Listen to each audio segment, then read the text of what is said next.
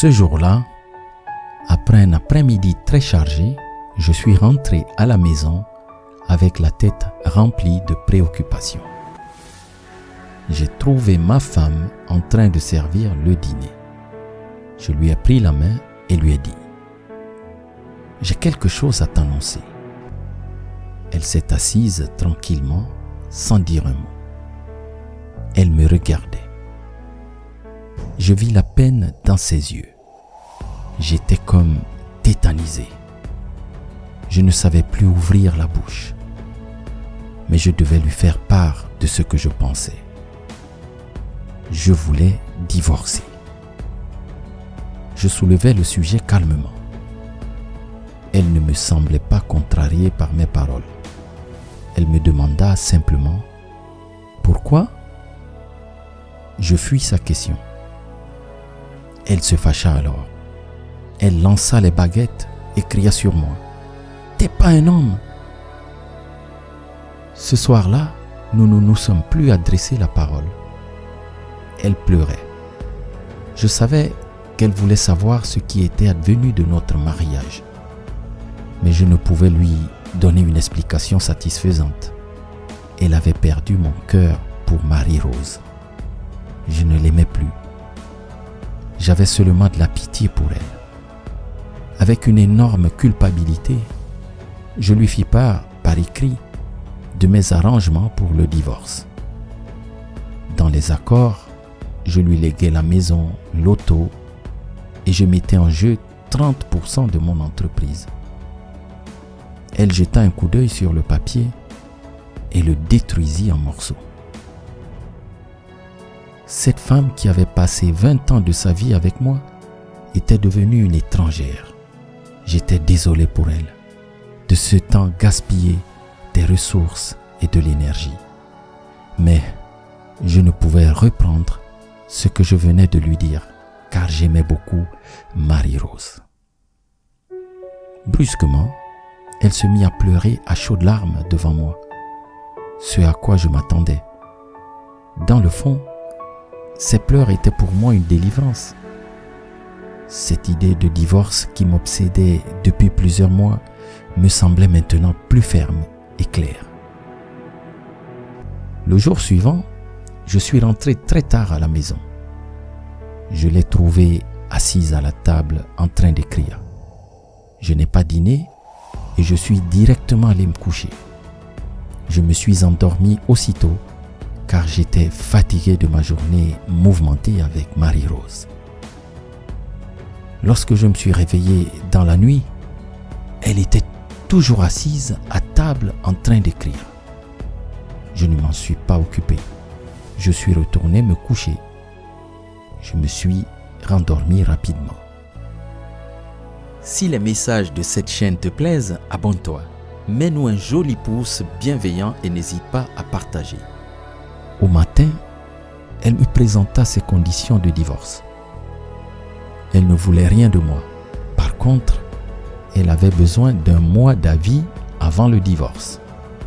Sa requête était que, durant ce mois, nous devions tous deux faire un effort pour vivre une vie aussi normale que possible. Sa raison était simple. Notre fils devait passer un examen à la fin de ce mois-là et elle ne voulait en aucun cas le déranger avec un mariage brisé. C'était parfait pour moi, mais elle ajouta autre chose. Elle me demanda de lui rappeler comment je l'avais transportée dans notre chambre nuptiale le jour de notre mariage. Sa deuxième requête était que, durant ce mois, je devais la transporter de notre chambre au seuil de la porte tous les matins. Je croyais qu'elle devenait folle. Pour faire que ces derniers jours soient supportables, j'acceptais sa requête qui me semblait plutôt curieuse et bizarre. J'avisai Marie-Rose des étranges conditions de divorce. Elle se mit à rire et croyait elle aussi que c'était absurde. Marie-Rose me dit avec mépris que peu importe les ruses qu'elle prendrait, elle devrait faire face au divorce. Ma femme et moi n'avions plus aucun contact physique depuis que j'avais pris la décision de divorcer.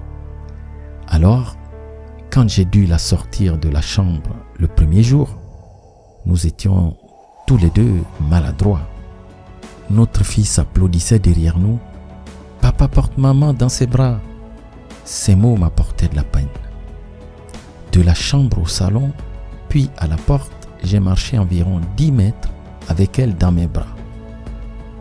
Elle ferma les yeux et me demanda doucement de ne pas parler du divorce à notre fils. J'ai fait oui de la tête. J'ai ressenti un étrange sentiment plutôt bouleversant. Je l'ai déposée par terre à l'extérieur de la porte. Elle est partie attendre l'autobus pour le travail et moi j'ai pris ma voiture pour aller à mon bureau. Le deuxième jour, tous les deux agissions plus facilement. Elle s'appuya sur mon estomac. Je pouvais sentir la fragrance de sa chemise. Je réalisais que je n'avais pas regardé cette femme attentivement depuis un bon bout de temps. Je constatais qu'elle n'était plus jeune. Il y avait des rides sur son visage. Ses cheveux grisonnaient. Notre mariage avait fait des ravages sur elle. Pendant une minute, je me suis demandé ce que je lui avais fait. Le 7e jour, j'ai ressenti un retour d'intimité. C'est cette femme qui m'avait donné 20 ans de sa vie et un enfant dont nous étions si fiers. Les 8e et 9e jours, je réalisais que l'intimité ressentie grandissait à nouveau. Je n'ai pas parlé de ceci à Marie-Rose. Il était plus facile de la transporter au fur et à mesure que les jours passaient. Peut-être que le fait de la soulever me rendait chaque jour plus fort. Un matin, pendant qu'elle tentait de choisir quoi porter, elle essaya quelques robes, mais ne parvint pas à trouver la convenable. Elle murmura que toutes ces robes étaient devenues trop grandes. Subitement, je pris conscience qu'en réalité, elle avait beaucoup maigri. C'est la raison pour laquelle je pouvais la transporter plus facilement. Ça me frappa. Elle avait enterré tant de peine et d'amertume dans son cœur à cause de moi. Inconsciemment, j'avais atteint et touché sa tête. À ce moment, notre fils est arrivé et a dit « Papa, il est temps de porter maman dehors. » Pour lui, voir son père transporter sa mère dehors était devenu une scène essentielle de sa vie. Ma femme fit un geste à notre fils de venir plus près. Elle le serra très fort. J'ai tourné la tête parce que j'avais peur en cette minute de changer d'idée. Je l'ai ensuite prise dans mes bras, marchant de la chambre au salon puis à l'entrée. Elle mit ses bras autour de mon cou tout doucement et naturellement. Je tenais son corps serré contre le mien. C'était comme le jour de notre mariage. Mais sa maigreur me rendait triste. Le dernier jour, lorsque je l'ai prise dans mes bras, je pouvais à peine bouger d'un pas.